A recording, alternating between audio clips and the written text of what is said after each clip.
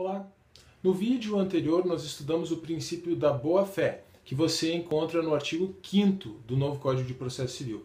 Agora nós vamos estudar uma ideia relacionada àquela, como eu já mencionei, que é o princípio da cooperação ou da colaboração processual, que você vai encontrar no artigo 6º. A ideia de boa-fé, primeiro, e agora o princípio da colaboração, quebram com uma noção que muitos de nós temos assim de forma até mesmo intuitiva.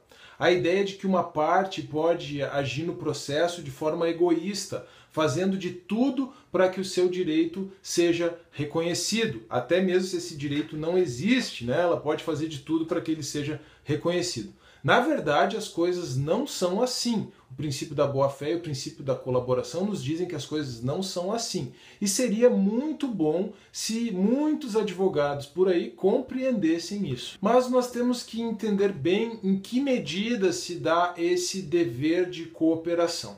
Existe um dever do juiz de cooperar com as partes e das partes de cooperarem com o juiz. É isso que o Código de Processo Civil exige quando fala em cooperação. Ele não vai ao ponto de exigir que as partes cooperem uma com a outra, tá? Então é muito importante reforçar isso. O dever de cooperação, o princípio da cooperação, estabelece um dever de cooperação do juiz para com as partes e das partes para com o juiz. Nada além disso. Então nós poderíamos dizer que a cooperação ela é vertical, do juiz em direção às partes e das partes em direção ao juiz. Mas ela não é necessariamente horizontal, de uma parte para com a outra. Na verdade, o que acontece no plano horizontal é a boa-fé. Então as partes têm o dever de agir de boa-fé com todos que estiverem no processo, inclusive uma com a outra. Na verdade, essa ideia de colaboração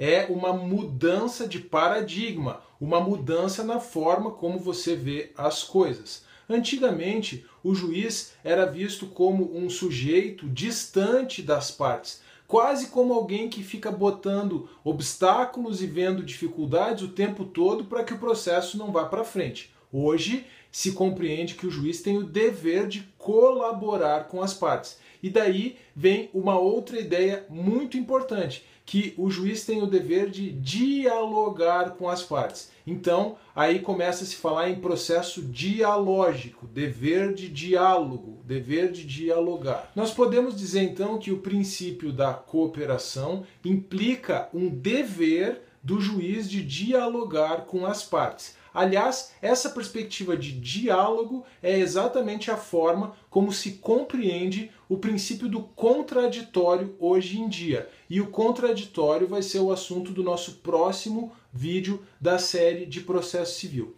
E essa ideia de diálogo do juiz com as partes também está por trás da proibição à decisão surpresa, que está no artigo 10 do Código de Processo Civil e que nós também vamos enfrentar, assunto que nós também vamos tratar na sequência aqui dos vídeos. Então, para não ficar só na teoria, né, só em palavras bonitas ou em expressões vazias em um artigo do Código, você vai encontrar ao longo do Código de Processo Civil diversas manifestações desse princípio de colaboração e desse dever do juiz de dialogar com as partes. Bom, além de toda essa disciplina do contraditório que eu já mencionei e que nós vamos estudar na sequência, você tem o artigo 317, que proíbe o juiz de extinguir o processo sem solução de mérito, sem antes dar à parte a oportunidade de corrigir o defeito. E, aliás, sobre esse assunto da extinção sem solução de mérito,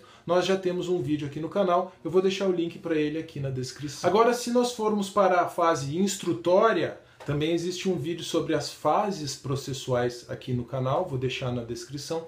Mas se nós formos para a fase instrutória, para a produção das provas, nós temos pelo menos duas manifestações bem claras do princípio da cooperação.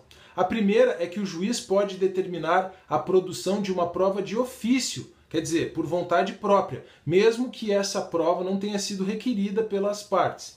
E a segunda é o que se chama de princípio da comunhão da prova. Quer dizer, uma vez que uma prova seja produzida no processo, não importa qual das partes tenha produzido. Essa prova pertence ao processo e não à parte. Então o juiz pode decidir com base naquela prova, mesmo se essa decisão for prejudicar a parte que produziu aquela prova. Bom, você vai encontrar essas previsões, respectivamente, no artigo 370 e 371 do Código. Ainda no assunto da prova, o princípio da cooperação estabelece que, caso o juiz decida inverter o ônus da prova, quer dizer, trocar a responsabilidade de produzir a prova de uma parte para outra, inverter o ônus da prova, então, se o juiz for inverter o ônus da prova, ele precisa dar à parte que agora tem a responsabilidade de produzir aquela prova a oportunidade para fazer isso. Isso está no artigo 373, parágrafo 1º do Código de Processo Civil. Mas fique tranquilo que nós ainda vamos estudar esse assunto do ônus da prova com mais calma aqui no canal. E aqui na descrição, além dos vídeos que eu mencionei, também os artigos que eu mencionei ao longo do vídeo e um resuminho, um roteirinho desse conteúdo. Se você gostou, por favor, deixe o seu like, compartilhe o vídeo, inscreva-se no canal e ative as notificações clicando no sininho, deixe um comentário, deixe uma pergunta ou deixe uma sugestão. E até a próxima!